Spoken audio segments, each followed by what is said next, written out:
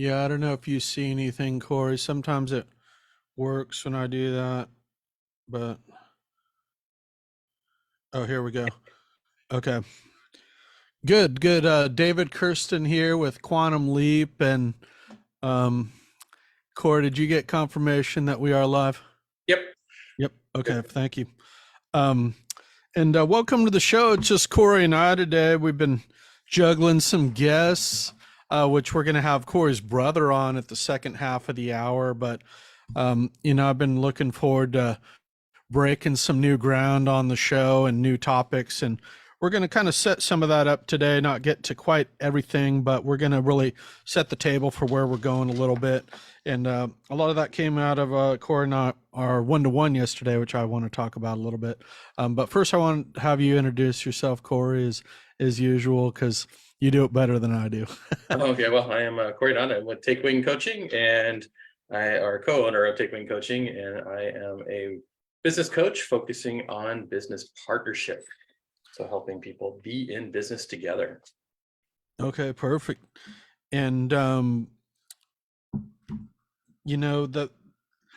really just to back up a little bit on this show, as I had said, it's based kind of loosely on Earl Nightingale's broadcast from the 60s, his radio show.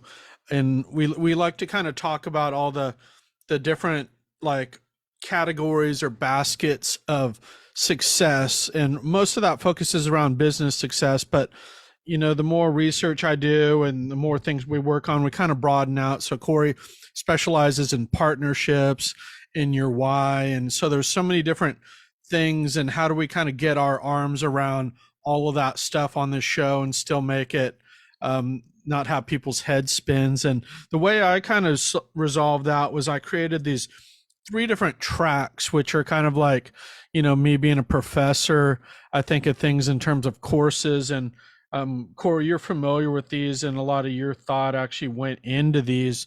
And I just wanted to review these briefly and kind of say where we're going with them. I mean, the name of the show is Quantum Leap, and that's really about around making a big change in your life and your business. And but within that, there's the Rising Star program, which was the first of the three programs that I created. And that is really, I put on that master class with that content, which was fully online. And I've been kind of struggling what to do with all that content, but I really had a good conversation with Corey yesterday, and we decided that we were going to put that out as a handbook for release early next year. And a lot of that content's done. We just have to kind of fill in the bridges, and I want Corey to review everything and us to talk about it, give it a final scrutiny. But that's really a system for success.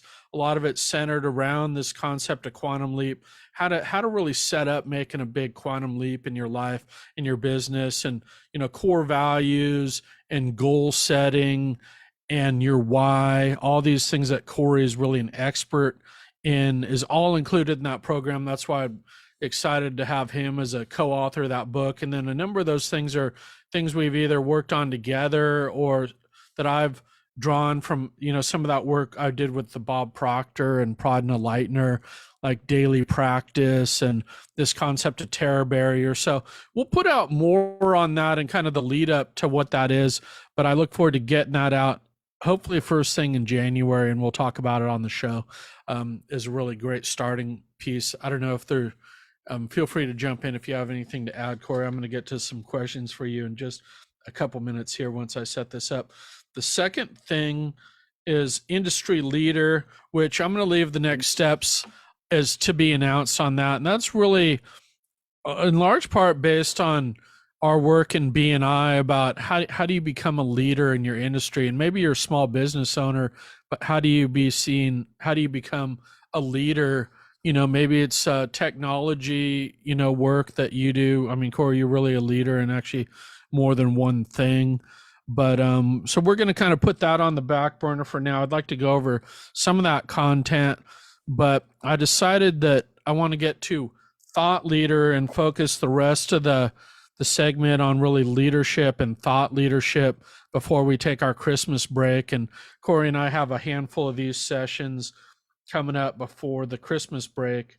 So, and that's what we're going to talk about today, which I actually wanted to lead in with just a general discussion on leadership, because I think thought leadership and is kind of a subset of leadership. So, um, and I really saw this through BNI about like you see, and that's for folks who don't know, it's called Business Networking International. When I immediately got into that group about 4 years ago, I saw the people I gravitated towards and the people I looked up to and respected were really leaders in BNI, and that was Cory, number one, and how much he taught me. People like Dale Marie and Mike Macedonio and Don Lyons, and I saw, well, what makes these people so special? And it's really their leadership ability and their leadership qualities. And me being the professor that I am, a bit on sabbatical now, although we teach some of this stuff. How do you actually teach this stuff and really accelerate this leadership journey apart from kind of the ad hoc thing of being in BNI and go it alone? And through my own journey, I feel like we've been able to teach this. BNI actually teaches it in large part. They have a lot of these modules on, being a chapter president. And we'll talk about some of these aspects, but I wanted to kick it back to you, Cory, just to put it to you about your experience with leadership, how you learned about it, how you feel, the real world training is, and then the role of BNI. Why is it so effective at really developing leaders? So when I joined BNI, I was not looking for that kind of thing. I was just looking to be a part of a group, maybe to market my business a little bit, maybe get better at that, and just know some people. And I wasn't really good at meeting people. I wasn't that people kind of person at the time. And one of the things that was required to start a BNI chapter is that you had to be on the leadership team. You couldn't launch a chapter without being on the team. And so I stepped in as a visitor host, and I wouldn't say I really, I sat around the leadership meetings and so on, but then you just start to see, what are you able to produce? I mean, I'm a good programmer. I'm able to do stuff for my clients, but in terms of doing things with a group of people and, holding together my part and helping others, you start to learn greater things. And some people want that, some don't. I do know people who that just does not gravitate for them, but I gravitated to it. And it took me a while. I got more into leadership as I saw what directors were doing and realized I kind of wanted to own some of the stage and just be more a part of things. So that's where, you've got to start displaying leadership skills so people invite you in. And I didn't really have any, so I had to learn them. And I think BNI is an excellent way to do that because it's a very supportive atmosphere. If you step in and say, okay, I'm going to do this thing, people are there to cheer you on. They don't, typically they don't backbite you. They don't say, oh, what a terrible leader and blah, blah, blah. Yeah, it's people do make mistakes. And being as a director, I do hear about how sometimes people aren't such great leaders, but for the most part, it's not usually in any super negative way. We're kind of taught to treat it as a positive thing. Like, how do we help somebody get better? And I think that's the same. It's just throughout the organization. That is the culture. Yeah. And, I was thinking about it this morning about, some of the things about leadership and BNI, and I realized the big thing you realize about leadership is really it's about people, and BNI is so people focused, on building relationships, because you don't really have leadership unless you have relationships with people. You certainly can't develop leaders without kind of a one-on-one relationship and really ongoing connection and history. And I think also role models, just seeing how leaders act, that you can't just sit in a book and be at home and become a leader through reading books. You actually have to go out and live it out in the world. And I think that's something that BNI is so good at. Like, just seeing Mike Macedonio stand up in front of the crowd and how he conducts himself, how he handles issues, how he teaches other, leaders, or you how also when you're the president of our chapter, how you handle issues within the chapter, or really develop new people who are brand new to BNI, for example. How do you kind of get them acclimated, so Yeah. Well, yeah. Go ahead. go I ahead. was Yeah. just going to say that I think one of the hardest things about BNI is you're dealing with business owners. You're dealing, it's true of any organization that's centered around business owners and entrepreneurs and maybe independent sales type people. They are not followers. They are not given to following easily. So, leadership is very much a lead from behind, no matter what you do. Sometimes you've got to protect your organization, as BNI sometimes has to do. But for the most part, you'll see that it's one of the hardest things to learn to be a leader from behind, right? You're working for people to encourage them and to show them what is the benefit of doing something rather than telling them, because you can't tell entrepreneurs and business owners what to do. They'll do the opposite most part, or they'll just ignore you. And so I think it's a crucible that's very different than, say, internal corporate or business leadership, where you have people who do what you tell them because that's their job. And you can become kind of an authoritarian leader. You can't do that in BNI. It doesn't work. They'll drive you out really quick. You'll be very frustrated with it. So I think there's some people who do have to shift their mindset on that too. Yeah. Yeah, that's an excellent point. And I think I looked at early on too, there's a big difference between leadership and management. So much of business is management, not really leadership. So if you just have a title that you're even a CEO, or maybe you're a higher level management, you may not have leadership qualities if you can just dictate what people do. But Right. so I do think BNI develops a certain type of leader. And that kind of feeds in what I was gonna say next, that you actually recommended and sponsored me into Oakland Rotary, which I went into actually to just be a networking organization. But I realized Rotary also develops leaders too. And that's, Yeah. again, it is a certain type of leader because you can't tell people what to do. It's a volunteer organization. And they're So mostly business people have, owners. yeah, Yeah.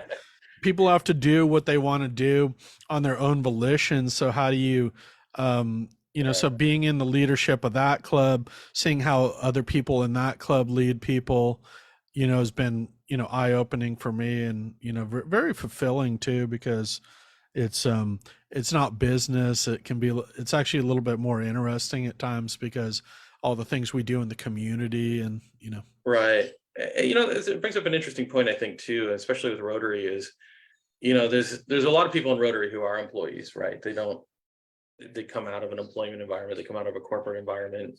But it was an organization originally founded by business owners. It was a booster club for business owners, and eventually kind of became its own other thing. But I think one of the chief values too of learning to be a leader is if you have some sort of greater purpose in your life, whether it's through your business or through your other avenues of interest.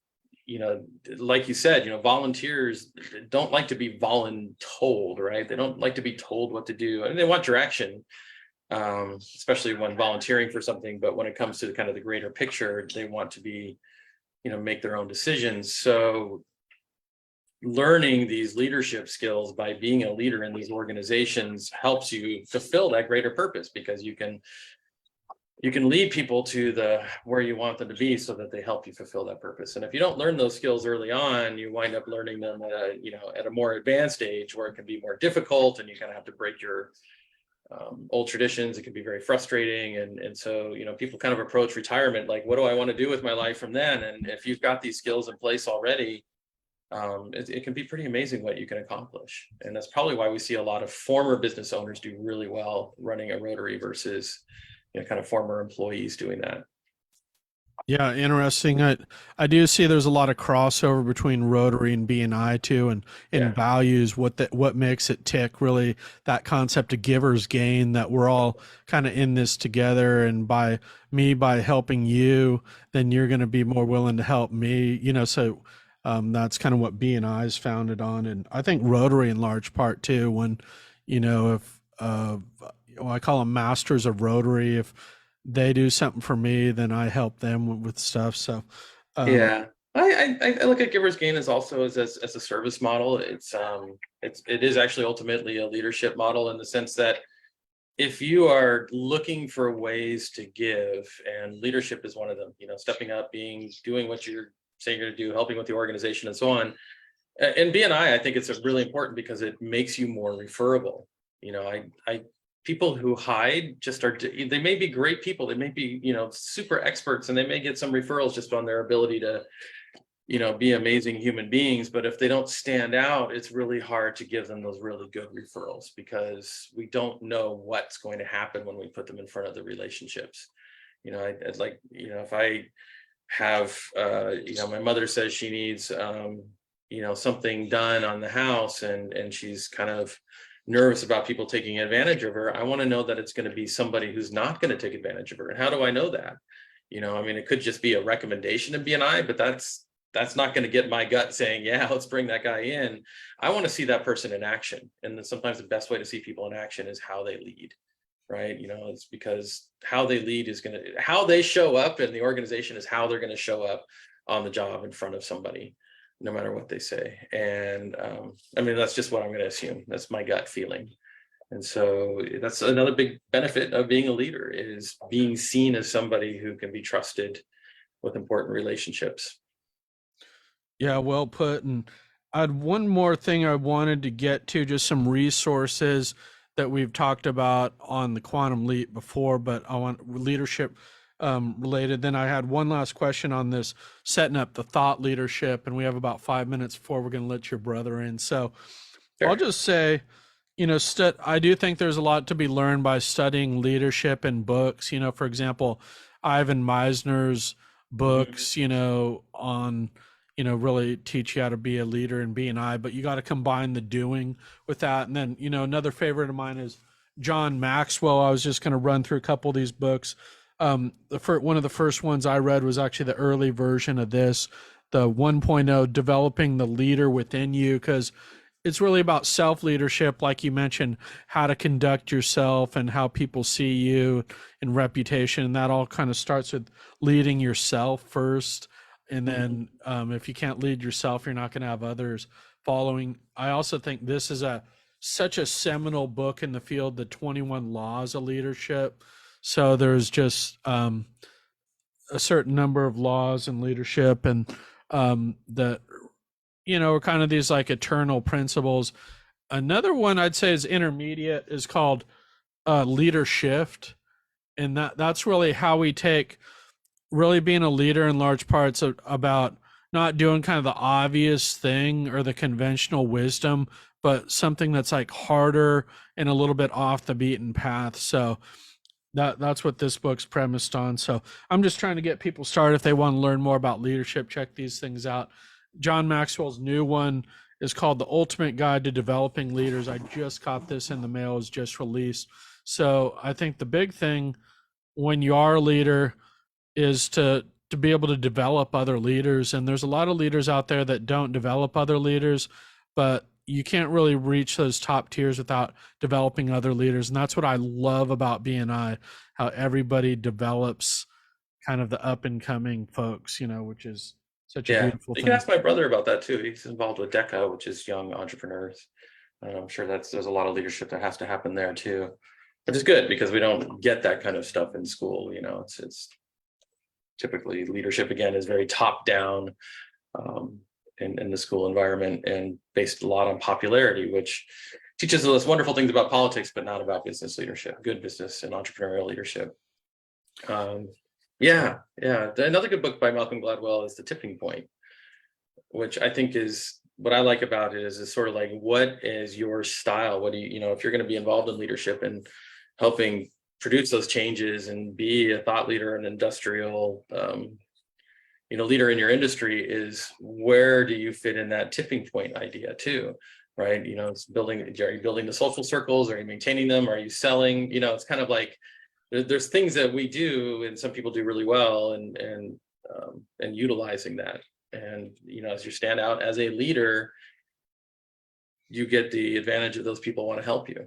right? The connectors and the salespeople and the mavens, as it were. So that's also that's a good book just to kind of understand Yeah, I want to get that on those people. Audible. Actually, I think he narrates that. I've Yeah, read pieces you could of it. read a summary of it and understand it pretty quickly, just because we know so many people who kind of fit those. Like, Dale Marie is really, one of those strong types. I think I'm a pretty good connector. I kind of get to know everybody and make the connections for people, bring people together. Yeah, no, definitely. The last question I had before we let your brother in, we'll just touch on this briefly, is the Thought Leader program, which I was going to start with, and I think we have about a handful of discussions, um, and we're going to go over that content, which program's not fully done, but I have enough for us to talk about for those sessions, and we'll be discussing these issues. But it's really based on the philosophy of Bruce Lee, this "be water, my friend," and I think nothing is more badly needed in the world today than thought leaders. And I will preface that by saying, it's challenging in this world to be a thought leader if you're, for example, have an alternative view on economics or politics. You can be blacklisted. So it's not it's not without caution. I think being in business, even in business, it can be challenging too to kind of find your boundaries. But um I have the lessons here. I'll just read through them just to refresh folks' memory. And then I do want to let Jeff in. But really, it's about being flexible, and we're gonna about developing yourself as a thought leader. And I guess I won't put all these things in. We'll just leave that for next time because we're out of time. But I really look forward to going over, what it means to be a thought leader. And I just wanted to open up to you to say, Cory, I really see you as a thought leader and a lot of the concepts you talk about. And that's a big part of you being seen as a leadership and a leader in BNI is how smart you are with your ideas and the things that you develop. And then you teach those to others. So I don't know if you have any closing comments on the importance of thought leadership about being a leader. Yeah, I don't have an answer to that. I think that that's something people either gravitate to wanting to be, or and then working with the right people to make that happen. BNI is sort of like, I have my view of how things should be, and but I'm not. I mean, and there's a lot of people that have different opinions on how things should be, but I typically, I believe in how the organization works, and it's got some issues, but for the most part, it works really well, and the ideas behind it. But I think what I'm good at is putting ideas into motion, maybe differently than how other people see it, because it is a very relationship organization. But the people who typically are at the top are not really, if you look at the styles, they're not relationship people, right? They're not protecting relationships. Their motivator is to, to achieve and to accomplish, which is very important for growth. But ultimately, taking care of people is what I look to do. And so we need that. That's another way to be a thought leader, is just to present information in a way that some people respond to it, right? People call me up and say, I already know what Don or Mike would say. I want to know what you have to say about this, because they want it just kind of a different perspective, and it's going to be the same answer, but it's just going to be told in a way that's maybe more relatable.